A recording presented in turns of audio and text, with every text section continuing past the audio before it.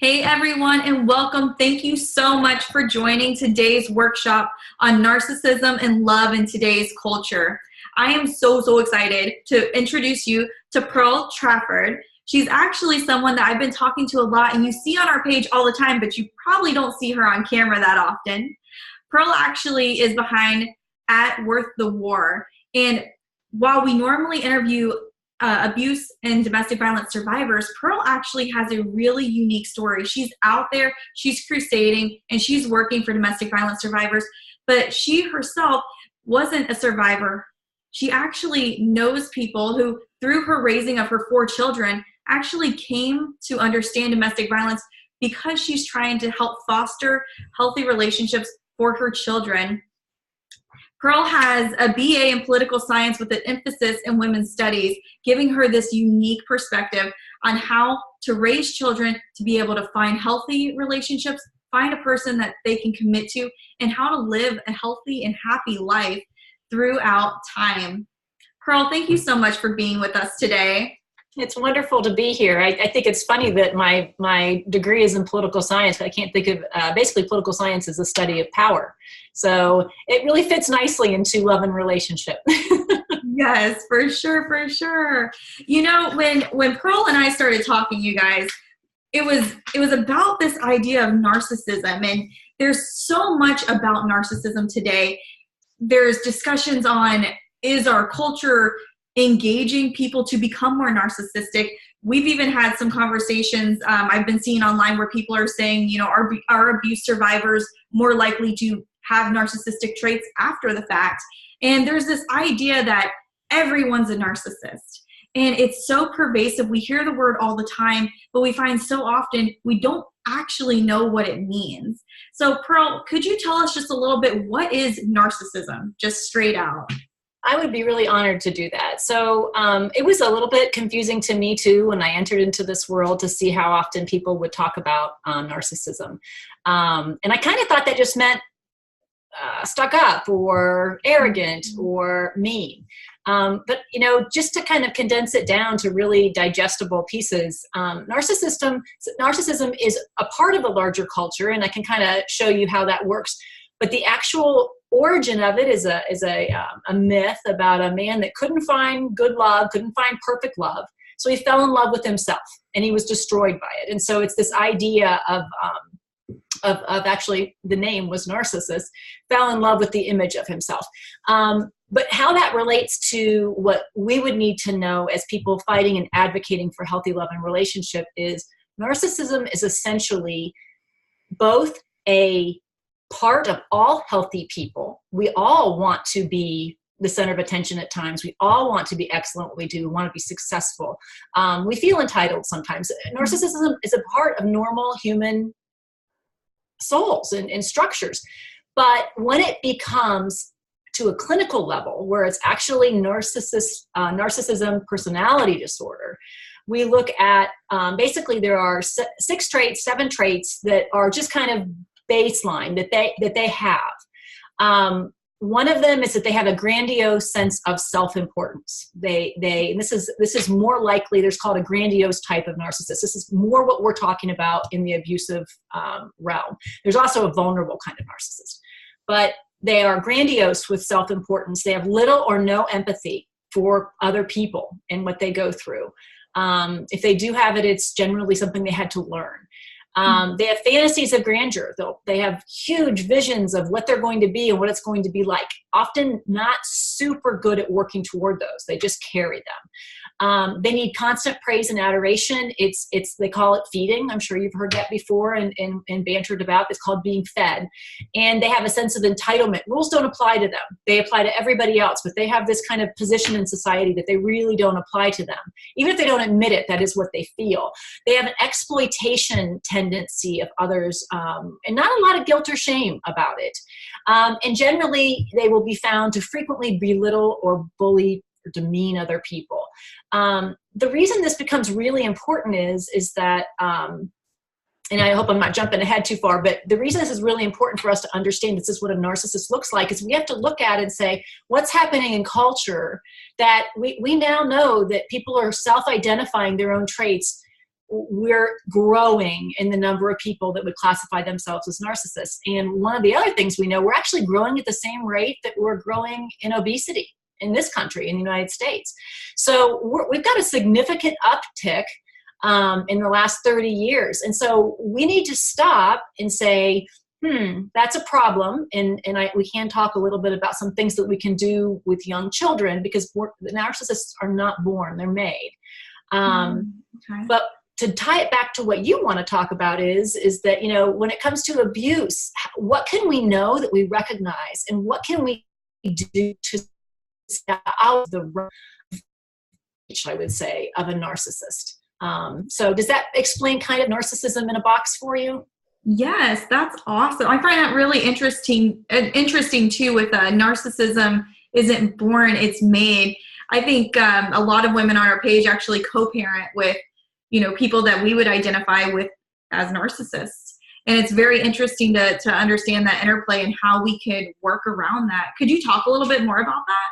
Absolutely. So a narcissist, and just because your parent's a narcissist doesn't mean that your child will be. So for those women that are a little uncomfortable because that subject comes up and it can probably hit your heart pretty hard, don't be. What creates a narcissist, from what we know now, and like I said, I'm not a counselor, I'm not a psychologist, but from the studies that I've encountered, I just took a couple classes online to kind of listen in on them. And they seem to be consistent with everything else I've read, to give you a little bit of comfort that I'm not just picking this out of one thing. Essentially, you have an over and an under. You have an over attention on what they do that is external. So you have a ton of praise for athletic events, academic pressure, and praise when they do well. You have, wow, do you look great? You are so beautiful. It's so external, okay? Mm-hmm. On the other side, you have an underwhelming amount of emotional support. So when you think about somebody who is a narcissist, clinical, or just really leans that way in personality, you're probably going to find that they didn't get somebody that would spend a lot of time working through emotion, understanding how to identify with other people's pain. One of the examples I would give that I think can be somewhat dangerous would be, here, you are so good at everything, you're so great, but when something really bad happens and they need emotional support, you might get more of a, let's just stuff that in the closet and keep going, or rip the Band-Aid off and keep going. Let's not really sit in our pain. I think that they're essentially thinking this is going to help them get tougher. The problem is, maybe that will when they're in their teen years, but when they're little, they actually need somebody to help process these things. They actually need someone to take the time to love them enough to help them understand what their feelings are. Now, one of the things that they're finding is that just natural play is kind of going away. Natural play is a great place for children to understand that they are not the center of the universe, that people will not always change the rules so that they're going to win. People are not going to, and kids are brutally honest. And yeah, that was tough for me as a parent. I didn't like that. I would have probably been one of those parents that unknowingly had removed them from some of that, if I could have. But it's actually healthy. It's actually healthy for kids to look at you and go, yeah, you stink at that. I mean, as one professor I listened to said, yeah, sorry, if you're 5'4", you're never going to be a star basketball player. More than likely, it's going to be a real stretch. Or if you can't sing, you're probably never going to win American Idol. I mean, why do we think we have to be able to do everything? And another kind of quick thing to understand is it's kind of the entitlement idea of everyone gets a trophy. Right. Psychologists were ahead of the zone on that. They knew that wasn't healthy, but we did it anyway. And we've now created a culture that struggles when they don't get a trophy. So if you're co-parenting, I would suggest that you make sure you fill it in. If the other parent isn't going to give credence to what that child is experiencing emotionally, or really breaking in and speaking truth into them, you need to be able to do that in a way that really resonates with them and make that a priority. Awesome. So a lot more of the nurture than the nature in that, and there's a lot of action steps. I love that. Well, good. I know that was a little off what I told you we'd talk about today, but that was such a good topic. Well, tell me this, okay? So how do you define narcissistic culture in modern love, and how is that different than the way love and relationships looked before? So there's always been elements of narcissism in the human nature. We always want what we want. I think that when we talk about how we're raising kids, we're inclining them more toward narcissism, I don't think we can have that discussion without talking about social media.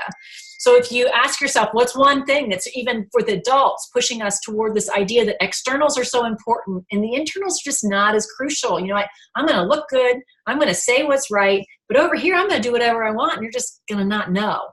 Social media is a place we can do that. It's a big part of our life. We are the most connected and most isolated generation in human history. If tomorrow something major happens in my family, I'll get sweet notes from my followers and people that I get to network with, and I love that. But probably nobody will come and sit with me if my daughter has chemo and I have to sit there.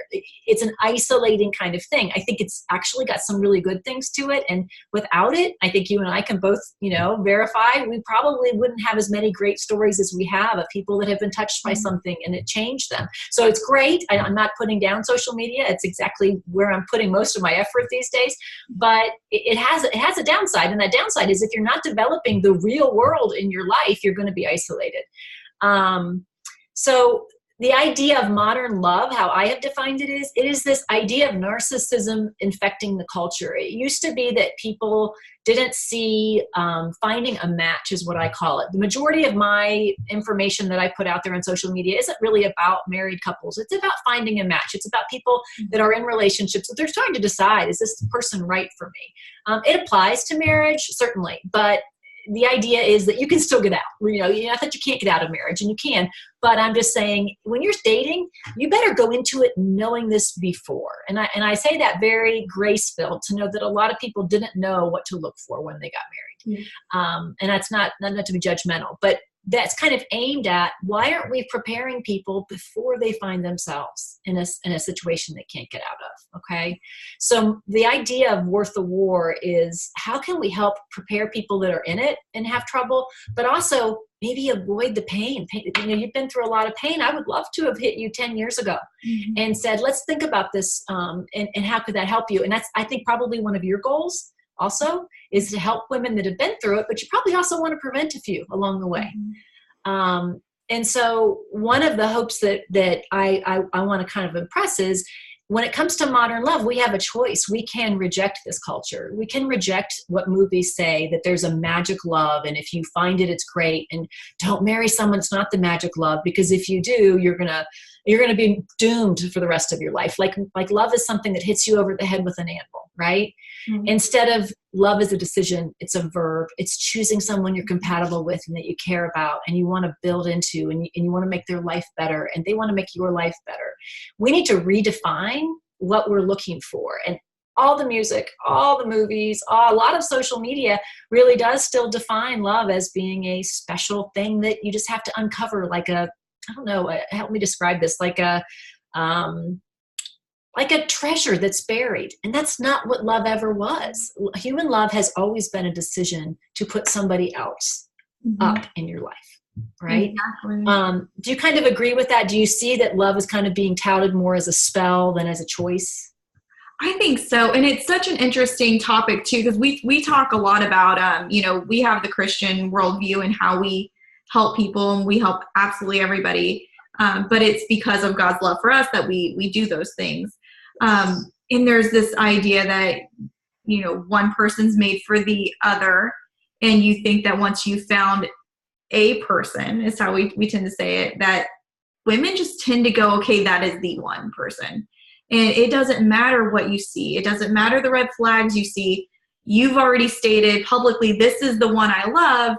And it doesn't matter if that love is back. And you're talking about the choice of love. Love, there is an act to it, and there is a sacrifice to it. And I think those are the lines that just tend to get completely blurred, is where is my sacrifice for the love, and what does love look like being received? Because the giving part of love, I think so many women are amazing. They're selfless, but you have to find the right person to be selfless with, because that other person has to be equally selfless. It doesn't work any other way.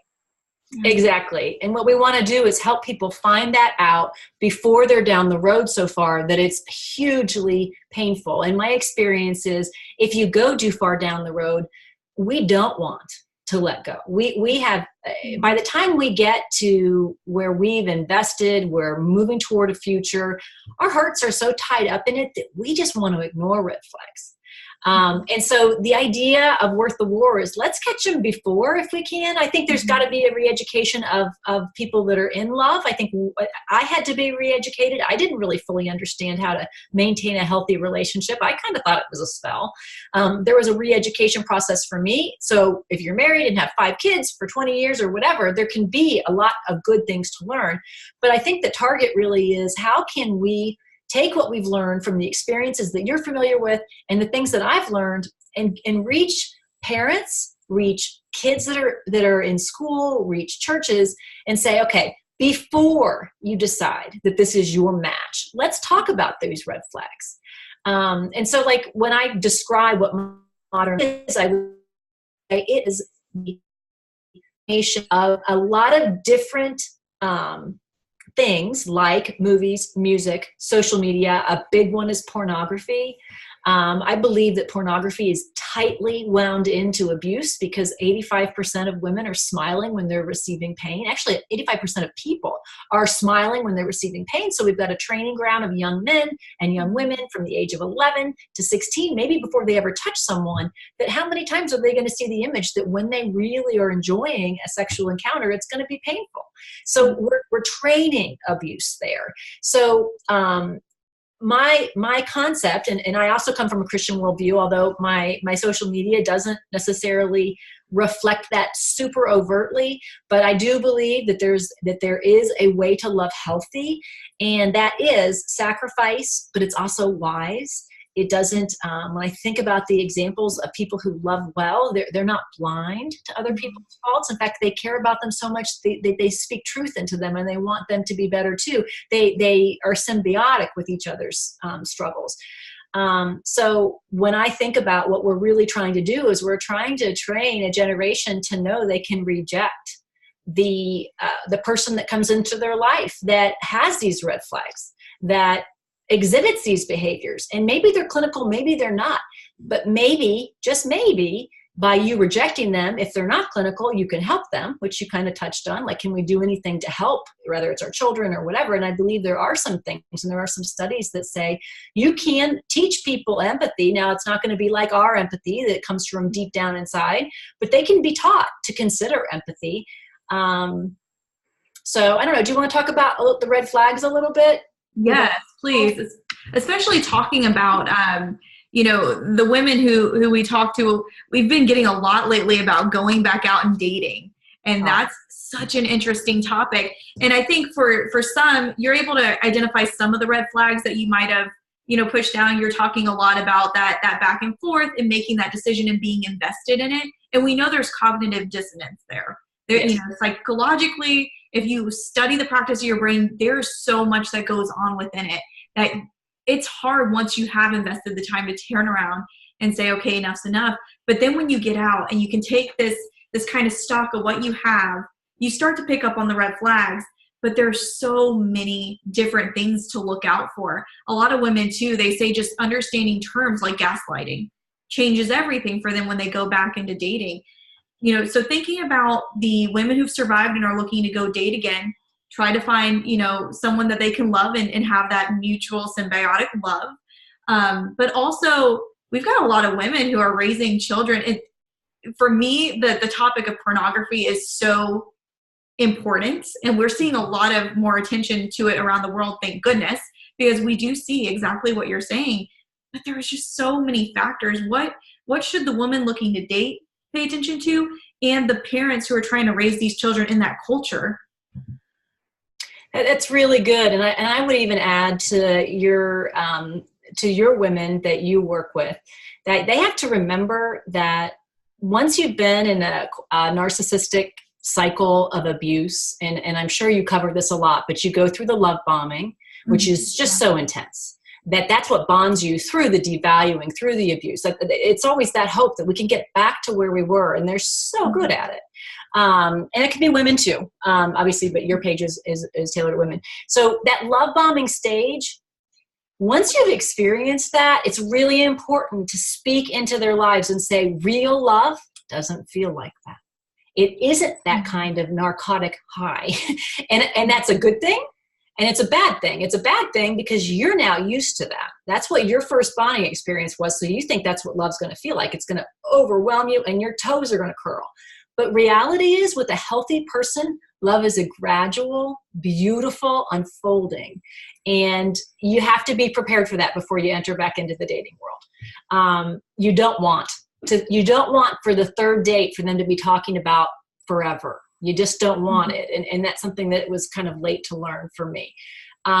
It's confusing because I always raised our children to never date for entertainment value because it generally breaks hearts. And I was pretty strong about the fact that you need to always be forward looking. But forward looking doesn't mean that the third time you talk about it, you're ready to go buy a ring. That's a warning sign. So some of the things I would suggest that people would really look at to see what the heart is, because you have to, first of all, stop listening to what they say when you're on a date and start listening to how you feel. Okay. Now, I'm not a feeling person, like follow your feelings, but when it comes to your gut instinct, you're going to need to relearn that. Now, you want to listen to what they say. I'm not purist on that. But unfortunately, an unhealthy relationship is tethered and tied with words. So we have to pull back and say, what are they doing? How do they treat the waitress? Do they act like she doesn't exist? Do they, snarl if they don't get something that they want? These are the kinds of things that should trigger something is not right here and dodge. Are they realistic about things? Or do they talk about these grandiose ideas of where they're headed and what life is going to be like, but you see absolutely no evidence that that's really where they're headed? And I'm not saying that you want somebody who's, I want to make sure that they're actually rich or no, that stuff doesn't make you happy. But what you do want is someone who knows what they want and knows how to get there, right? Mm-hmm. And if somebody is grandiose and has just these great fantasies, they're always going to feel like they're shortchanged. So you have to listen, are they realistic about life? Do they listen to you? That's a big one. Like if you're talking to someone and in the love bombing stage, they're going to hang on every word, but it's not because they're invested in you. It's because they're preying on you. Okay. So you have to remember that they can be super good listeners in the beginning, but listen if it's something that's a preference. I remember somebody I loved once had a preference. Like, if you would do this, that would be great. That person never did that. They never did that. They heard it. They knew that was important to them, but they never actually did anything about it. So make sure that they listen to you. They tune into you. Okay. Do you see empathy in them? And I don't mean really feel it. Like, do you look in their eyes and see that they feel empathy? Somebody falls or somebody they know dies. Do they seem to kind of react to pain in a strange way? I'm not saying that you should take each one of these and just axe them, right? Because we're all pieces and parts of imperfection. But I'm saying these things add up to a pretty scary end result. Empathy is a very big part of being human. And one of the things you need to know once you've been abused is that the combination of empathy and entitlement are the two biggest traits that people see in the criminal population. Okay? So it's very important for you to think about this. So when you put those two together, you basically have somebody who thinks they should be able to do what they want to do, regardless of what the law said, regardless of what social mores are, or even what your preferences are. They're entitled to that. And on top of that, they aren't going to feel your pain if they hurt you. Okay. So you want to look for these kinds of things when you're just dating. Do they lift the weak, or do you find that they kind of step on them? That's a big deal too. I mean, how do they treat the people that are not in the same socioeconomic class or educational class? Do they kind of get off on competing with them? And the big red flag that I think prevents so much, that I would bet you that more than half of the people that you experience and you talk to will identify with this, is isolation. Before you enter into dating again, you need to have some people who know you, who you trust. They don't have to be perfect, but they're wise. They're somebody you can say, I want you to keep an eye on our relationship, and I'm going to tell you what's going on behind the scenes. I'm going to be vulnerable with you, and you have my open door to tell me what you think.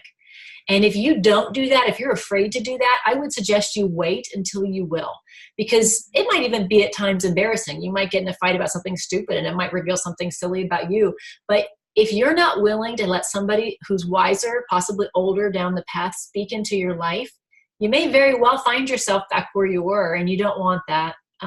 Isolation is a big warning sign, and it is a slow creeper, but it's a big part of how to do that. So I would suggest those are the top ones that I would suggest. I would say it's really important that we prepare before we go back into the dating world. I would sit down, I'd make a list of the things that are important to you. I would make them realistic. I wouldn't make them, something that no flesh and blood person can keep up with. But what is important to you, and don't deviate from it. If it's good character, if it's something, don't deviate from it. Make sure that that's something that you don't wait. A lot of times we wait until we see what we got. Like, well, I don't really care. I'm going to wait and see what he has or she has. It's not a good way to go, because often we will cave then. Exactly. Boundaries are set before you get into a relationship, before you decide to take next steps. Always have your boundaries. And I think what you're saying is so true, especially having them written out and having that support system. Do you tell your friends what your hit list is, so that when you do enter a relationship and you start to speak about it, they go, but that's not what you said before. Oh no, it's okay, I changed my mind. Did you? Or are you starting to go down that slope? I think that's so important. Pearl, yes. I know that this is a good topic, and I know we're going to talk again about it. There's so much more to unpack here. Ladies, if you have questions, send them. We're definitely continuing to partner with Pearl. She's got an amazing ministry. We're 100% behind it. Would love to be able to send her some things to chew on. But before we go, we always want to do a survivor strategy. What's one action item that you would love our ladies to walk away with today? I think the number one thing I would say before all the practical stuff is, it's really important you take a lot of time to identify your value, what you're good at, what is deep down. As a person of faith, I believe that we were intrinsically, before our first breath, bestowed value that is timeless. If we don't stop and actually ask ourselves, what is that? What is it about me that's valuable, and has nothing to do with what you do? It has nothing to do with how you look or how you cook or how you clean. I think if you can fully start to understand how loved you are, how lovable you are so much less likely to allow somebody to run you over. Absolutely. But if that's not something that hits you in the heart, like, okay, I don't know what would. And then, of course, we have our reminders. If you're on the page, every Tuesday we have a new reminder, and it's just a quick snippet of something to keep in mind always. What would your one sentence be to always keep in mind?